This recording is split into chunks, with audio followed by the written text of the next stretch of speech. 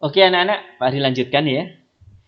Jadi tadi yang melatar belakangi khitan itu wajib. Karena dari keterangan alasan yang ada ini memang sangat penting, sangat bermanfaat untuk kita. Ya.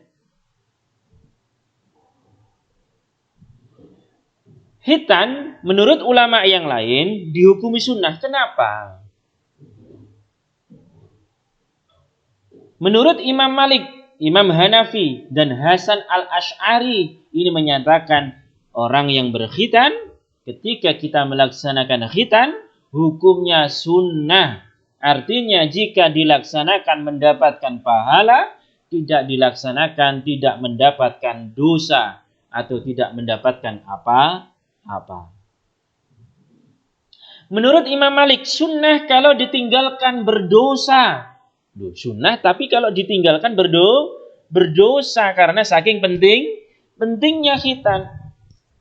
Karena menurut madhab Maliki, sunnah ya bukan seperti madhab yang lain Syafi'i. Sunnah kalau di Imam Malik itu antara fardu dan sunnah jadi mendekati wajib seperti sunnah muakkad. Menurut Abi Musa dari ulama Hambali juga mengatakan sunnah muakkadah, sunnah yang sangat penting untuk dilaksanakan. Anak-anakku sekalian, dasar-dasar pendapat ini ya, kenapa kok bisa sunnah? Tentunya ulama-ulama kita ada alasannya, ada dasarnya dari Nabi Muhammad SAW. Antara lain hadis riwayat Baihaqi yang artinya khitan itu sunnah untuk laki-laki dan mukarramah kemuliaan bagi perempuan yang mau melaksanakannya. Dasar yang kedua adalah adanya hadis masalah fitrah atau kesucian. Diriwayatkan oleh Ibnu Majah yang menyejajarkan khitan dengan memotong kumis. Kan biasa orang motong kumis. Biasa juga orang memotong bulu ketiak. Biasa juga orang kalau memotong bulu kemaluan. Memotong kuku. Sehingga dianggap kebiasaan-kebiasaan tersebut sunnah. Bukan perkara wajib. Itulah yang melatar belakangi. Kenapa khitan ini menurut sebagian ulama ini dihukumi sunnah. Seperti itu. Ada sahabat Nabi dari Persia. Salman Al-Farisi ketika masuk Islam tidak disuruh khitan. Kenapa? Karena Salman Al-Farisi mengikuti dasar yang ini, sunnah. Ya. Jadi kita tidak bisa menyalahkan ya karena mereka punya dasar sendiri. Yang penting kita tahu bahwa sebenarnya khitan ini adalah wajib untuk laki-laki karena banyak kemanfaatannya. Hukum khitan bagi perempuan. Pada pertemuan kemarin ada anak-anak yang menanyakan, bagaimana Pak hukum khitan bagi perempuan? Saya kok nggak biasa mendengarnya Pak. Apa ada? Anak-anakku, perempuan itu sebenarnya ada yang namanya khitan. Cuman kita asing aja kalau mendengarkan perempuan kok dikhitan. Yuk kita simak penjelasan Pak Hari. Hukum khitan bagi perempuan telah menjadi perbincangan para ulama. Sebagian mengatakan sunnah. Dan suatu keutamaan dan kemuliaan saja tidak ada yang mengatakan wajib. Yang paling kuat adalah hukum khitan bagi perempuan jika dilaksanakan adalah itu suatu kemuliaan bagi yang menjalankannya. Tapi kalau tidak dilaksanakan pun tidak apa-apa karena tidak wajib. Ya. Gitu. Riwayat hadis seputar khitan perempuan masih lemah. Banyak hadis-hadis yang menyampaikan, yang menyatakan bahwa Rasul pernah menyampaikan bahwa khitan ini ya dilaksanakan oleh perempuan. Tapi kita harus tahu ya hadis-hadis tersebut agar nanti kita bisa paham betul ya bagaimana sih khitan perempuan itu, hukumnya seperti apa sih, perbedaannya seperti apa, dan kita kalau melaksanakannya itu sunnah, wajib, atau bagaimana. Nah, kita harus tahu anak-anak. Ulama Syafi'iyah dan riwayat dari Imam Ahmad mengatakan tidak ada anjuran khitan bagi perempuan. Ya.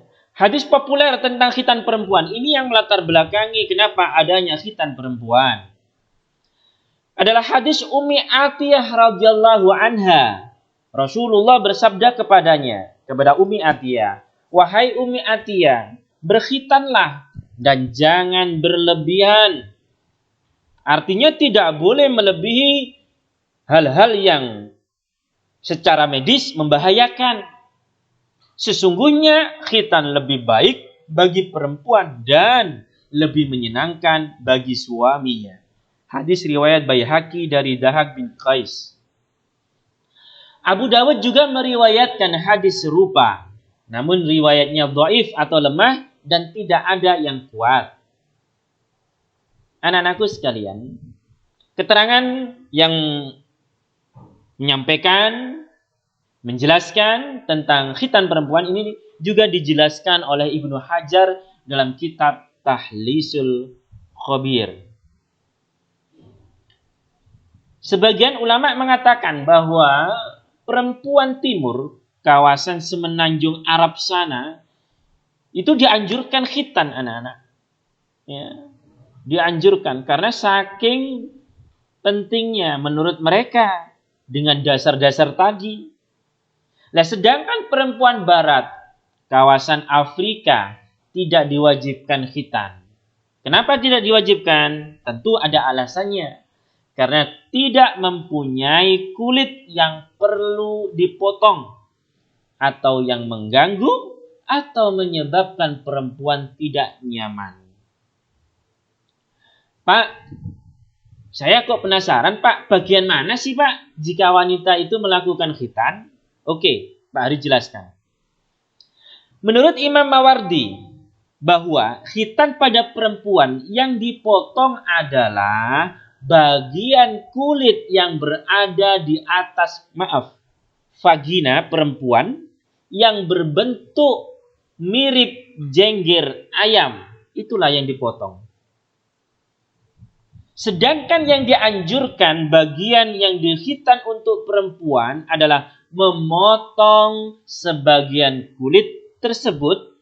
Bukan, ingat ya, memotong, bukan menghilangkan secara keseluruhan. Artinya hanya diambil bagian tertentu.